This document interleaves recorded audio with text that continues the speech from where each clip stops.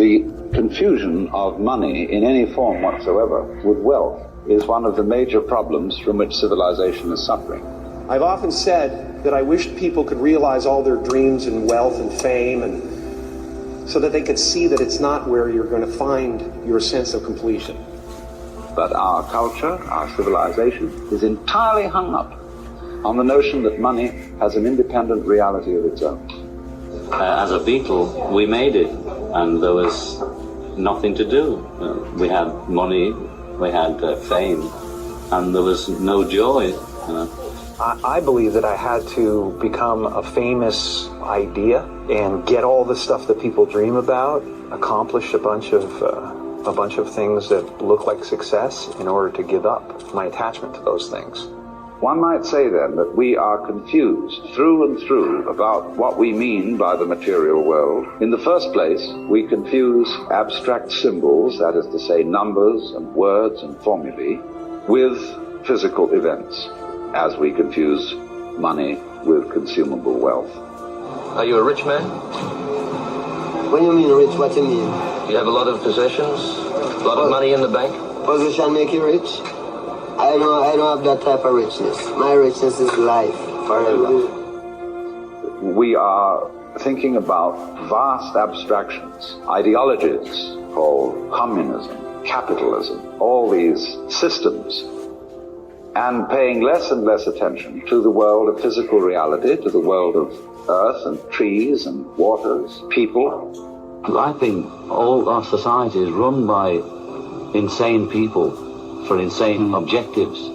And I think that's what I sussed when I was 16 and 12 way down the line. It's the same thing I'm expressing all the time, but now I can put it into that sentence that I think we're being run by maniacs for maniacal ends, you know. The one thing we dying for, nothing but pain, stuck in this game, searching for fortune and fame.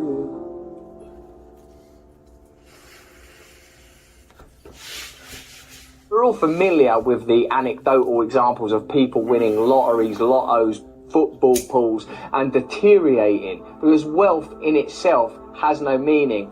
We are all aware too of the native and indigenous tales that regard the accumulation of material products as a kind of disorder. We live in a sick society where we've prioritised materialism over idealism. We have no values or principles. We have people racing to the conclusion of an argument that has no values, no deep truth in it. We have people spending their whole lives acquiring fortunes that they're never going to use, don't need, that are meaningless, that can never fulfil them. A materialistic life as well is a commitment to the idea that there is no deeper ulterior meaning. The only thing that matters is the acquisition of objects, accruing more material, accruing more power, accruing more resources. If that becomes your ideology, because ultimately, fundamentally, it isn't true, because there is a realm beyond the reach of the senses that we are nevertheless impacted by, our consciousness itself resourced from this deep well, you are living in an illusion with every object you purchase. You are living in a nihilistic space, a place desiccated of the richness of meaning, a dry, barren landscape papered over with privilege. One of the things I've been granted by my own limited experiences of fame and fortune is that it is dumb, empty, inane. I have announced my apostasy many times. Celebrity can't fulfill you. It's a peculiar religion. Wealth, privilege, these are odd ideologies, and they embed themselves in you. It's so difficult to free yourself from the toxicity of it once you've experienced it. I'm not asking for sympathy. Of course I'm not. I'm describing the situation. And the principle is that any time you, as it were, voluntarily let up control, in other words, cease to cling to yourself, you have an excess of power. Because you're wasting energy all the time in self-defense, trying to manage things, trying to force things to conform to your will. The moment you stop doing that, that wasted energy is available.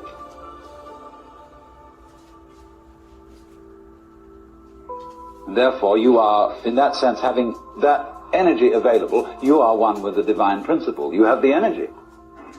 When you're trying, however, to act as if you were God, that is to say, you don't trust anybody and you're the dictator and you have to keep everybody in line, you lose the divine energy.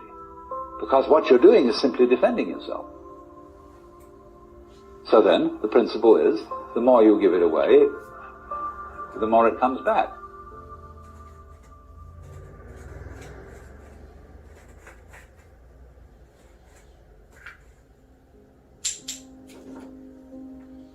Most of us are trying to make the big bank account, but very few people are working on developing themselves.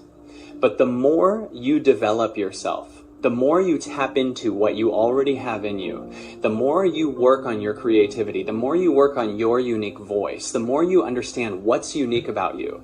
So you have in you these abilities. And most of the time we ignore that because we're trying to get the money in the bank versus actually raise our value, our understanding of ourselves, our uniqueness, our creativity, what your skills are, what is so unique about you that makes you not replaceable. Now, the more you do that, the more the entire bank account system could totally collapse and you'll still be fine because you're capable of bringing value to the world. That's beyond just money. You're bringing value to the world and you'll be taken care of for that. So one of the most important things you can do is work on you, not work on just filling the bank account. And if you have a decent bank account or a medium bank account or even a very little one, use that to work on you. Develop your creativity. Create a studio. Go to things that will help you learn more about you. There are so many things that are worth so much money in you. But most of us ignore those things and try to get the external. And that's the shortcut that stops you from meeting what's nuts about you, what's insane about you, what's original about you. And every person has such a brilliant, unique, original thing. And very few people invest in themselves. You have that. You have that in you. Every person has that. But their focus is on the wrong thing. It's on how do I get money versus how do I raise my value. Not my bank account's value. My value. You are an infinite supply. You are the apple tree. And your job is to access that. See, that fact that everything is in decay is your helper. That is allowing you that you don't have to let go because there's nothing to hold on to. It's achieved for you, in other words, by the process of nature. So once you see that you just don't have a prayer, and it's all washed up, and that you will vanish and leave not a rack behind,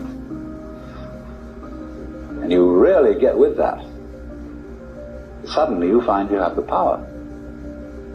This enormous access of energy. But it's not power that came to you because you grabbed it.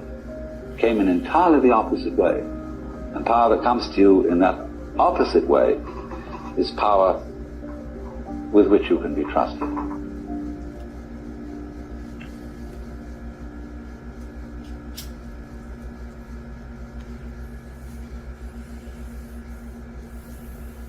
We are recognized by the fact that one day you face the same way as you did the day before. And people recognize your facing. So they say that's John Doe or Mary Smith. But actually the contents of your face, whatever they may be, the water, the carbons, the chemicals, are changing all the time. And everything is like that. It's pattern. And this is why it's so spiritual. To be non-spiritual is not to see that, to identify with the body. The body is really very intangible. And so therefore, if you cling to the body, you will be frustrated. The material world, the world of nature, is marvelous, so long as you don't try to lean on it. So long as you don't cling to it. And if you don't cling to it, you can have a wonderful time. If you try to possess people, then of course you are trying to cling to the physical world. So one might say then that we are confused through and through about what we mean by the material world. In the first place, we confuse abstract symbols, that is to say numbers and words and formulae, with physical events, as we confuse money with consumable wealth.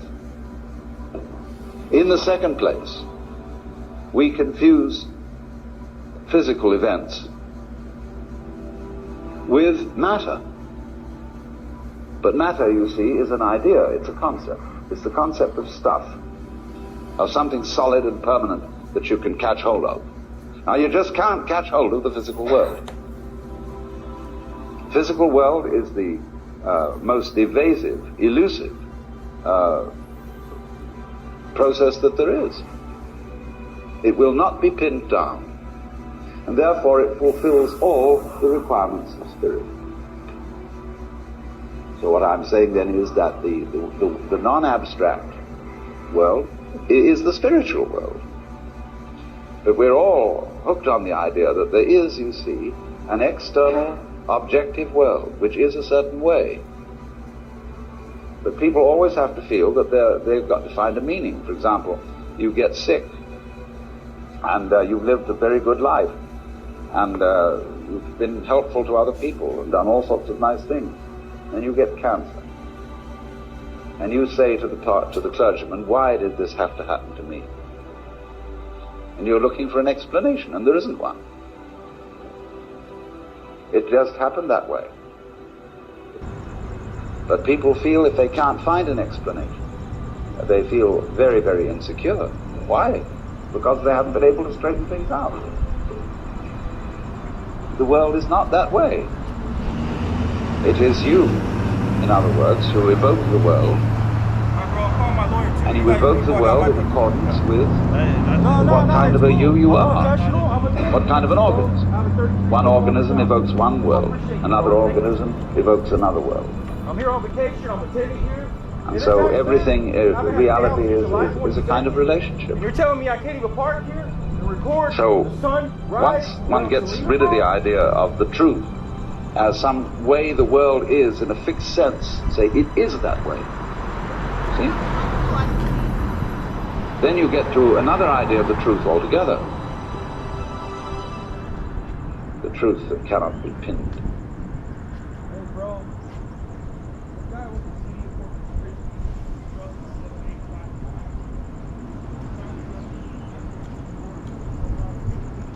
trying to call the cops on me.